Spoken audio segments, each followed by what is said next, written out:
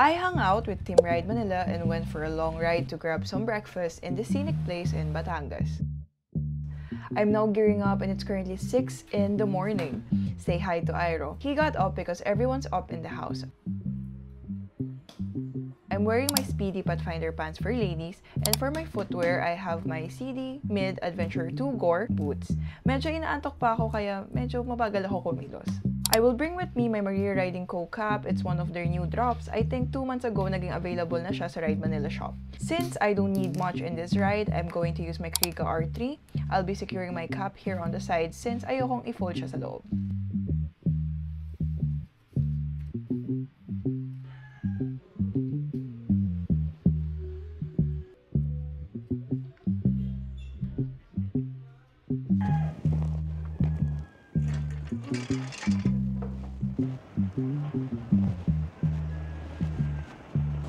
Naku po, maingay ito.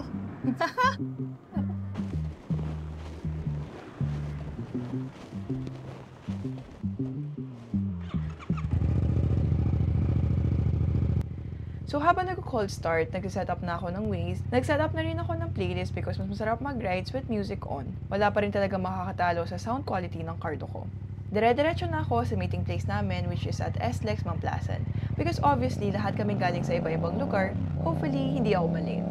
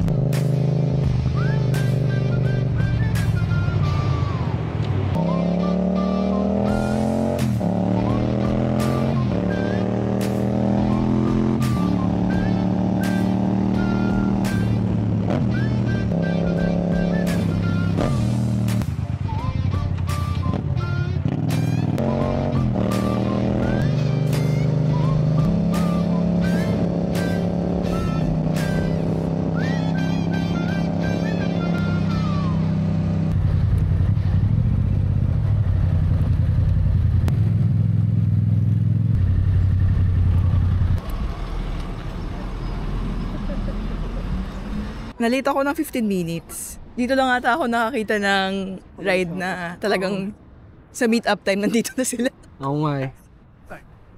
Morning! Hello. Hindi ganun talaga pag mga 30 plus pataas na on time na sila. Good morning! Ano nangyayari? Pairing lang. Sama mo yakin? Oo, tara. At we're gonna go right to Batangas! So we connected our cardo now.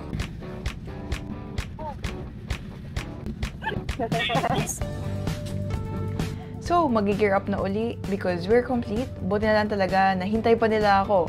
Excited na ako!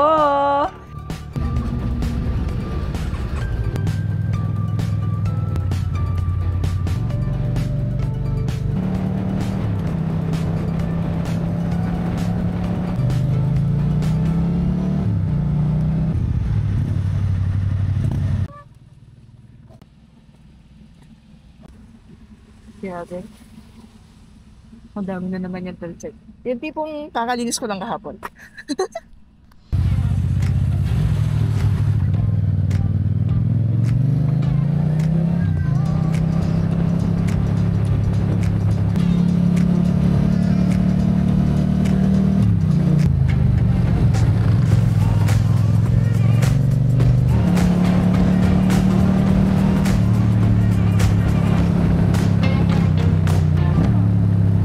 It started drizzling on the road, but it was still so refreshing. By the way, sa Maylapa pala kami umexit. Finally, nakarating na rin kami kasi medyo nagugutom na rin ako. We are here in Bahay Balok Balok. Maya, makikita nyo how beautiful the view in this resto is. Parang alalim. We have arrived! At Bahay Balok Balok. Nakatakot siya papunta dito kasi sobrang tirik. Like, hindi ko nga alam kung paano ko ibababa yung motor ko dito kasi naka-incline. Has a very nice view.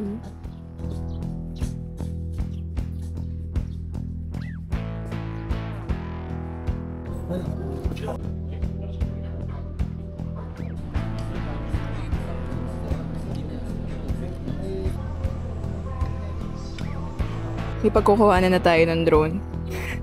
drone footages.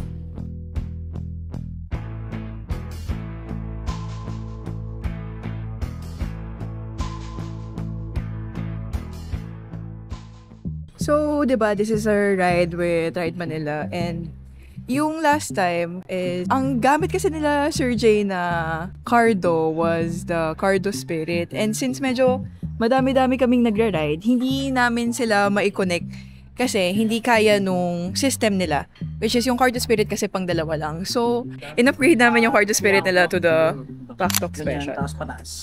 Pataas. Hindi mo dito. Tapos, yung ganun. May happy kid, oh. Happy kid! May isa pang happy kids. Jonas, na-figure out mo na. Yes. Kaya? Kaya. So, ayun. So, mamaya, ito-try namin i-connect yan. And I'll also try to record the audio so you could also hear kung ano yung sound niya o ano yung naririnig namin.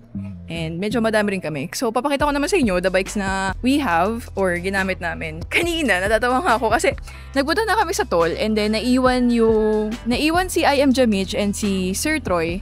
And since silang dalawa lang yung magkausap kasi naka-Cardo Spirit lang sila, hindi namin narinig na nagpalagay pala ng RFID sa toll. So, hindi na kailangan ko bang tawagan. So, ngayon, titestingin namin kung masaya na ba lalo. And, ayan, these are the bikes na dala namin. May nakatenere. And, my Noah. Dalawang KTM, isang rally, and isang adventure na KTM.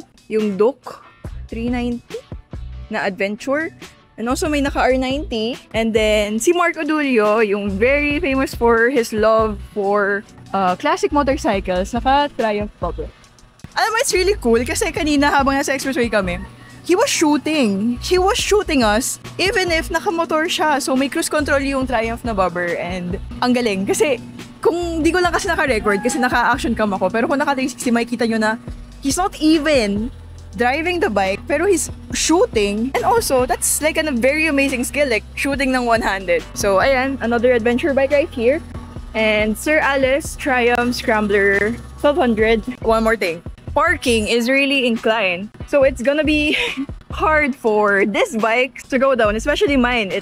Hindi ko alam kung paano ko siya ibabaliktad sa parking. And this is our quick breakfast ride today with Ride Manila. And babayahin na rin kami, tapos na kami kumain and everything. So, yeah. Nalagay na? Thank you, Cardo. Thank you, Ride Manila. Awak bro. Can we see sa ano? So, Sa sa app na tayo kasi habol na sila. So, add riders, pair more riders. So, yan, magkaganon. Tapos ito, pag pinut mo, pag nag-purple, connected na agad yun. 1, 2, 3, 4, 5. Uy, nag-purple agad. Connect. Yun na yun. Connected na? Okay. So fast. So, andyan na sila. Let's go! Ride out na?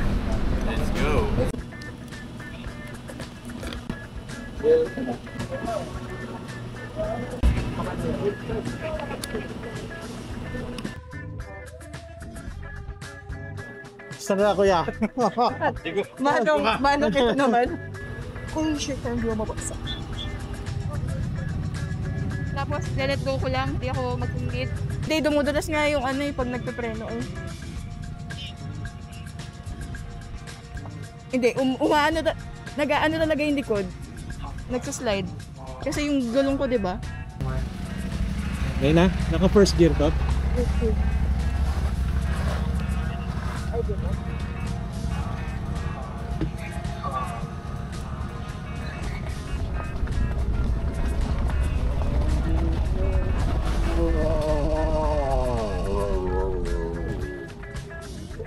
Ang bike para sa'yo. Oo nga eh. Para ka nakamiyo, Boss Vince. Thank you, Bob. Can you say hi? Hi. Buongiorno. Chiwa! Jonas. Wow, okay. So, pabalik na kami sa Manila. Grabe, nakita nyo naman, hindi ko man obra yung bike. So, thank you kay Sir Fel and thank you for Sir Vince for helping me get Noah down on the off-road. Onting storytelling lang, siguro yung last time na kinabahan ako sa ganung pagbaba is when I went off-road rallying somewhere in Rizal. So imagine rin nyo yung off-road na dinaanan ni Noah nun. Umambon pa nga nun so I was definitely scared. Pero kita nyo naman, okay pa kami ni Noah. So, after a few kilometers of riding, Sir Jay, Kuya Troy, and I stop over. Medyo umuulan na rin kasi. Yay! Stop over ulit! Nakakailang stop over na kami.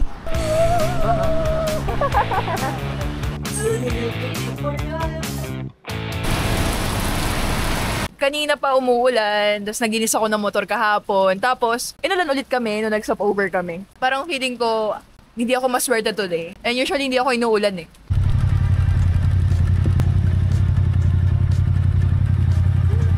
Oh, traveler. Pulugat ko. Kaya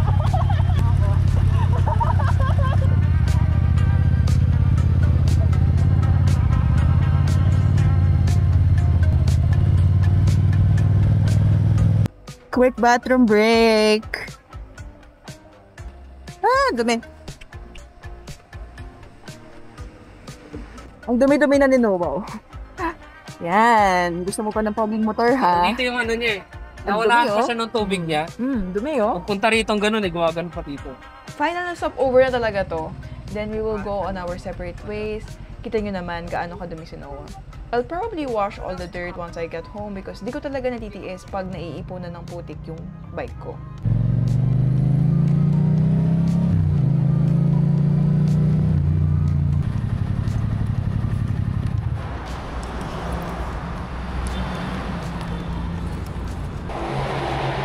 I hate it when this happens. Like, hindi nare-read yung RFID ko.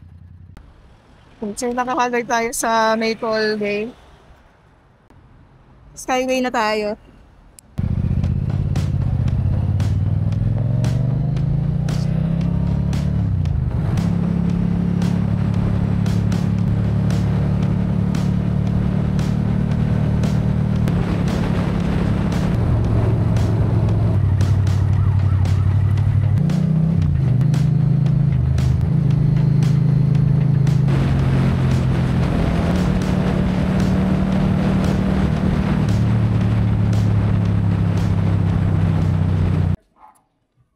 So that was a very good ride. We were able to feel the dirt. Like, I can tell you, I actually felt the dirt. So you can see na winash off ko na rin yung bike ko. Kasi ayoko nang nagsistick yung putik. The reason why I really love my new boots. The reason why I love it so much is because when I get real dirty on a ride, ganito lang yung ginagawa ko after. Ganyan. Binabasa ko na siya agad para hindi nagsistick yung putik. Yan o. Like, tapos na. Ganyan na. Malilinis na siya. I'm just gonna allow it to dry when I remove it from my feet. Pero, wala talaga ako nararamdaman na any water inside my foot. Then it's clean. Then I just store it away. Wait, So that's it. I hope you enjoyed this quick Sunday breakfast ride with Ride Manila. And I'm pretty sure I'm gonna go back to riding every weekend because, you know, it's fun, it's refreshing. So I'll bring you guys soon and more motovlogs coming up. This is Mike's. Bye!